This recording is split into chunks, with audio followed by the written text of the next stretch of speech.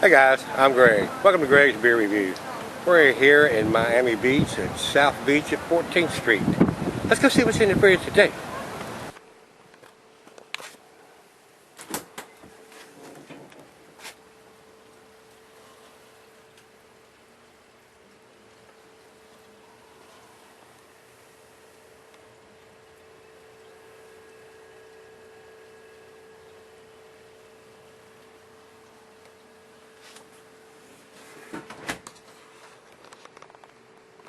Alright guys, thanks for stopping by Greg's Beer Reviews today.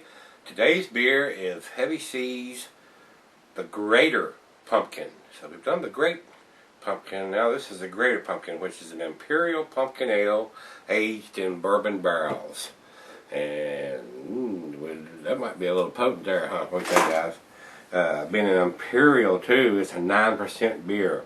This is from Clipper City Brewery, Heavy Seas, out of Baltimore, Maryland. They make some good stuff. I'm really impressed with their stuff. The beer is a one time a year. They do it once in the fall here for, I guess, around Halloween. They do it every year. This beer, the food pairings for this, it says General. The meat is poultry. So it's a I'm going to say dessert type beer, but it's got pumpkin in it, and it's got aged in bourbon barrels. So it should have a hint of bourbon where it's been aged in the barrels, and it should be pumpkin-y. So it'll go with pumpkin pie, and it'll probably go with just the main thing you want to eat on Thanksgiving. What do you think about that, guys?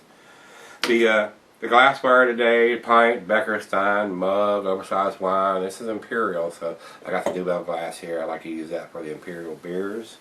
And the beer can be extended celery, being a 9% beer, so I don't know what you would lose, whether the pumpkin would have diminished or what. It may get more mellower. It's hard to tell.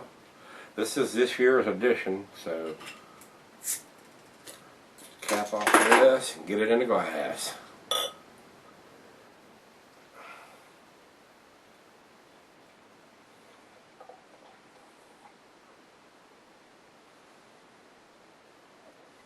Alrighty. That pours very, very nice. Look at that. That is a very orangey, burnt amber color. Got us about a finger of head there from the pour. A lot of bubbles streaming up from the bottom of the glass there, guys. It looks really, really good. Let's get a nose on this one. Wow.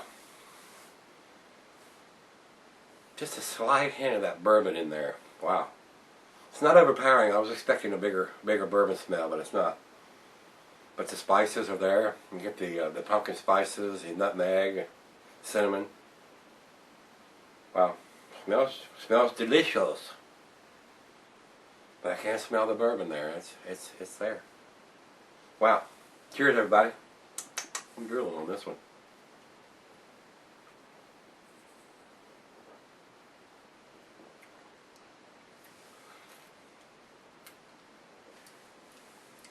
Wow, very nice. You get the vanilla from the bourbon barrels. I get the spices. I'm not getting a lot of pumpkin though. I'm getting more spices and more bourbon than anything else on this one.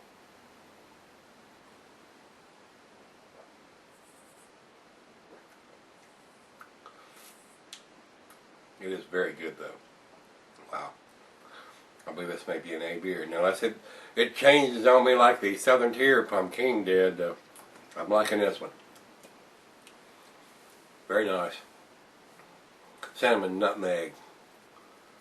Maybe even a little bit of allspice in there, I'm not sure. Very spicy, I would say very spicy. Very pumpkin pie spice type with the bourbon's in there. It's definitely there.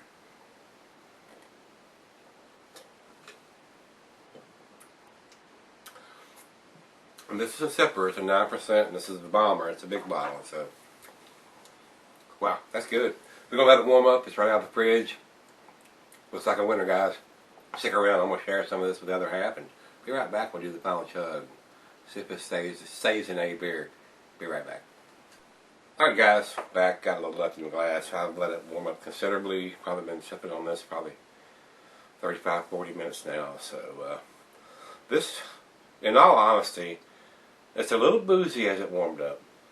You can definitely smell the bourbon. It's got a little strong alcohol notes in it. Of course, it's an Imperial. It's a 9% beer. So what I'm disappointed in this one, once I was off camera and got the rest of it and poured it in, it had large chunks of floaties in there. I'm not talking about sediment. I'm not talking about yeast in the bottom of the bottle or anything. This had big chunks of floaties. So after straining it through another glass and back into this glass, it filled the filter up quite a bit on this one. So that's a notch down on that. And not having a date on the bottle. I mean, there's absolutely nothing on here telling you when this beer was put in the bottle. So I kind of require that now. So final chug.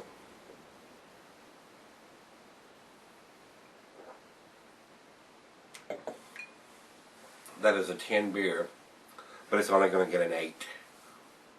It would have been a 9 beer for no date. Then it goes down to 8 for having those large chunks of floaties in there, because I don't like that. So they need to do that without having the large chunks in that. I can brew a beer and not have those chunks in there. They can too. So guys, I was a little disappointed in this, and I love these guys' beers. I've met the rep. I've poured for these guys before at some of the functions here, and I'm a little disappointed in this one. The Great Pumpkin didn't have any chunks floating in it, so I don't know where the chunks come from. So need a damn date on the bottle, and that's all I'm going to say about that. And that's why it's an 8 instead of a 10. With that and the no date and the chunks, that's what it is, guys. So Red Beer has this at 93 overall and a 98 in the style. And Beer Advocate comes up with a B+. So still at an A-, it's better than the B+ that Beer Advocate was giving it. But I was pretty impressed with this beer, other than having the chunks and the and no date on the bottle. So and I'm pretty sure it's this year's. It says here it's brewed once, limited, and I'm pretty sure they brewed this every year for Halloween. So that being said, they do it every year as far as I know in the fall. So if that's incorrect, somebody let me know. But it's good beer. If you see it, pick it up, give it a try. You might need a filter to get the floaties out. If you don't mind the floaties, just chuck them on down there. So I don't care for those big chunks in there like that, guys. I think they can do better than that. So that being said, give me some comments back on this one, guys. As always, rate, comment, subscribe. And I feel like I've been a bitch today, so I hope I'm not so bitchy tomorrow. Come on back. We'll try to do better. See you then.